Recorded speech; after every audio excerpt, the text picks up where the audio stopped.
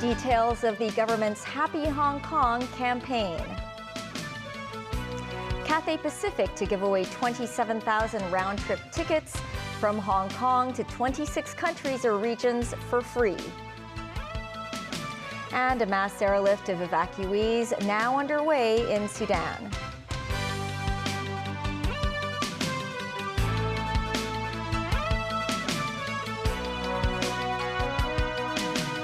Hello and welcome to TVB News. The government announced that the Happy Hong Kong campaign will kick off this Saturday.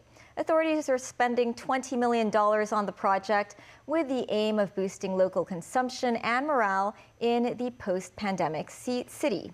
Mo Sung-ai has more. To give a boost to the economy and the mood of residents, the government today announced details of the Happy Hong Kong initiative. There will be 12 major events held throughout the campaign. The first event to be held is Cinema Day 2023 on Saturday, which allows the public to enjoy films in cinemas at a fixed price of $30 per ticket. Fancy some international delicacies? This weekend, a large-scale weekend gourmet marketplace will also be held in Wan Chai, with authorities distributing 100,000 free tickets to the public. Financial Secretary Paul Chan said while it's no easy task to make everyone happy, he hopes the campaign will give people confidence in the city's economy. At the end of the day, whether people are happy or not, it is indeed very emotional and very kind of personal experiences. But we would like to organize as many as different kind of activities as possible to suit the interests of the different sectors of the community. If we are able to sustain the economic growth as well as giving people the confidence and the sense of happiness in the city, that would be most important. Not only is Hong Kong ready to boost the local residents' spending power, it is also prepared and looking forward to receiving more international visitors. Last Saturday, the Thai Select Carnival took place in Lan Kwai Fong, the first big event in the area since COVID. Streets were packed with people.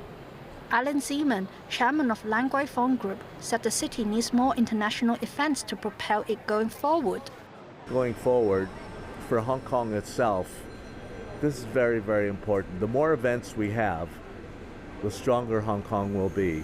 Because since COVID, since January, when the opening of the borders started, I think that we can see a real increase in tourism. Zeman also mentioned his confidence in the SAR's pathway to regaining the status of an international tourism city. The best thing is Hello Hong Kong, seeing is believing. And that's really come to Hong Kong and see for yourself. In all my years here, I think it's never been better. I would estimate another quarter before you'll see the figures of what they were in the past. But definitely, they're definitely traveling much more, and Hong Kong is back on the route map. Lan Kwai Fong is not only a landmark for nightlife and restaurants in Hong Kong, but it is also a historic area formerly devoted to hawkers before the Second World War. Mo Sung-ai, TVB News.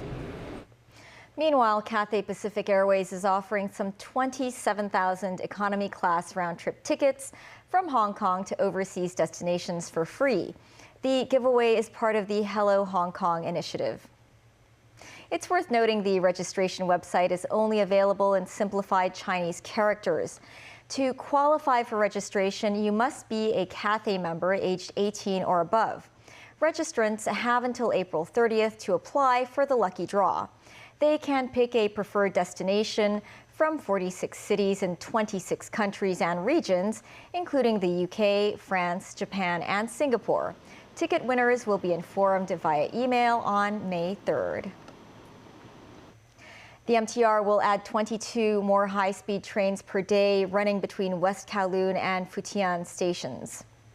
The new arrangement will be enforced from Thursday to May 4th to cope with the expected surge in passengers during the Labor Day Golden Week holiday on the mainland. During that period, there will be an extra train departing from West Kowloon and Futian in Shenzhen every hour between 8 a.m. and 8 p.m. Passengers can make reservations through the mainland ticketing portal 12306 or purchase tickets at the stations. The Mandatory Provident Fund Schemes Authority has reportedly completed reviewing the maximum and minimum income levels for the city's pension scheme. Sources say the government is considering the review report.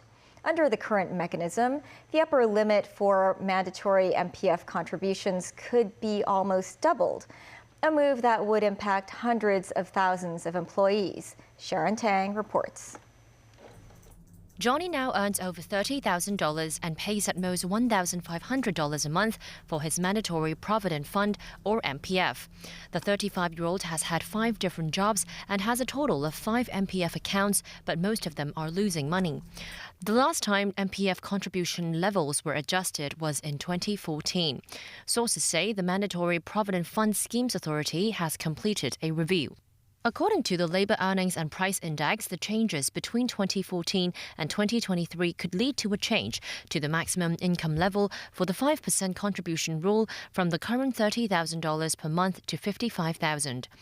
Currently, employers and employees are both required to make mandatory contributions of 5% of an employee's relevant income. Applying the possible changes to the formula, the upper limit for mandatory contributions will be raised from $1,500 to $2,750, affecting some 570,000 employees around town. Johnny said he would be very unwilling to accept such proposals, adding it will be like pouring money into these blood-sucking funds. Hilton owns a tech company. Some 30 people work for the company's Hong Kong branch, where staff are getting paid $30,000 per month on average. He said, if the proposal takes place, I will consider restructuring the company or relocating resources from Hong Kong to Singapore or Greater Bay Area cities. Finance expert Billy Mack thinks there is an urgent need to adjust the MPF given the current inflation and market prices. But lawmaker Leung Man Kwong disagrees, saying it's better to implement the changes by stages or have a cooling-off period. He also suggested the government introduce policies to help the public invest in medical schemes or housing before retirement to better protect themselves. Sharon Tang, TVB News. Overseas, a mass airlift of evacuees has been taking place in Sudan. European nations and other countries have been extracting citizens from Khartoum as fighting continues. David Garrett reports. The latest footage from Khartoum. The week finished how it started, with violence in Sudan. In truth, a truce planned for Eid never got started. Overhead shots from earlier on Sunday show a city on fire. The armies of 2 warring generals continue to fight for control of Sudan's future. The leader of the paramilitary group, the RSF, Mohammed Hamdan Dagalo, has rarely been seen until now. The man filming seems excited as he walks to the vehicle. Dagalo, wearing military clothes, is sitting in the front seat. He proposed a ceasefire last week, but the boss of the army, Abdel Fattah al-Burhan, never publicly agreed, and violence continues. The world's leading powers have put diplomacy to one side as they focus on getting their nationals to safety. In Djibouti, a French military aircraft prepares in the early hours of Sunday to rescue its citizens. On board are armed Marines ready to guide them to safety. Governments were given an assurance fighting would cease while extractions took place. These people, believed to be French embassy workers, board the plane and leave Khartoum. Italy's Ministry of Defence says it has got citizens and aid workers out successfully. These images show nuns and aid workers being taken out on a military aeroplane.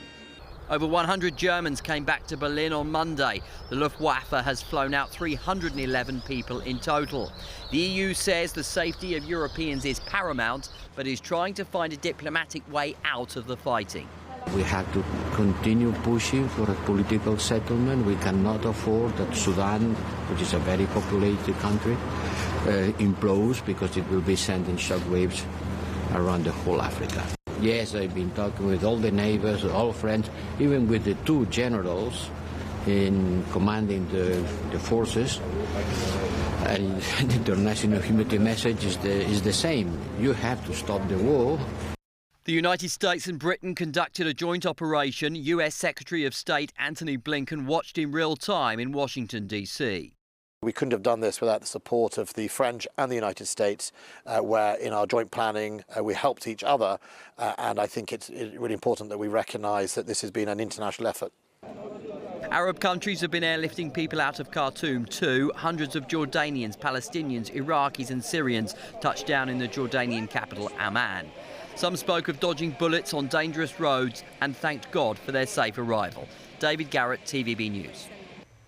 Still ahead, government officials and lawmakers return home from a 4-day visit to the Greater Bay Area.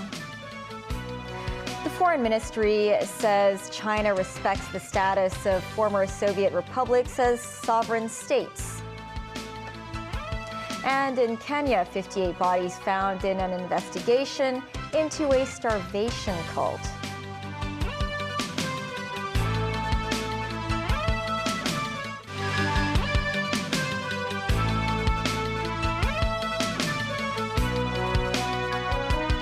Welcome back. SAR government officials and lawmakers have concluded their 4-day tour of the Greater Bay Area. Earlier today, the group visited a sewage treatment plant and met with various provincial leaders. Jackie Lin reports. In the last leg of the Greater Bay Area tour, the two groups of lawmakers and officials wrapped up their respective itineraries in Dongguan and Foshan and met in Guangzhou. There they visited the Lijiao sewage treatment plant. Chief Executive John Lee watched on with rapt attention as staffers briefed the delegation about how these treatment tanks operate. Built 17 meters deep underground to reduce odor and noise, the water purification plant is run in a fully enclosed space. And that also helps minimize the impact of ozone from the wastewater. Chief Executive John Lee also revealed he had dim sum Panyu style in the morning with Mayor of the Guangzhou Municipal Government Guo Yongheng. He said he felt even more at home as his family hailed from Panyu District. The group then attended a luncheon hosted by the mayor and Lin Keqing, secretary of Guangzhou Provincial Committee of the Communist Party. They were introduced to the development of Nansha District and the latest collaboration in development between Hong Kong, Macau, and Guangdong. Their very last stop meeting Huang Kunming, party secretary of Guangdong Provincial Committee and Guangdong Provincial Governor Wang Weizhong. All attendees had to be COVID screened via PCR tests the night before and keep their masks on, except for during this photo-taking moment. The group returned to Hong Kong via the high-speed rail. Summarizing the trip, the CE said the 4-day tour attended by principal officials and 83 lawmakers reflected the solidarity between the executive and legislative branches, which are of one heart and one mind. He also underscored the urgency for Hong Kong to catch up alongside mainland cities after years of chaos and filibustering from the city's legislature. That's to help Hong Kong become a frontrunner that stands firm among world cities. Jackie Lin, TVB News.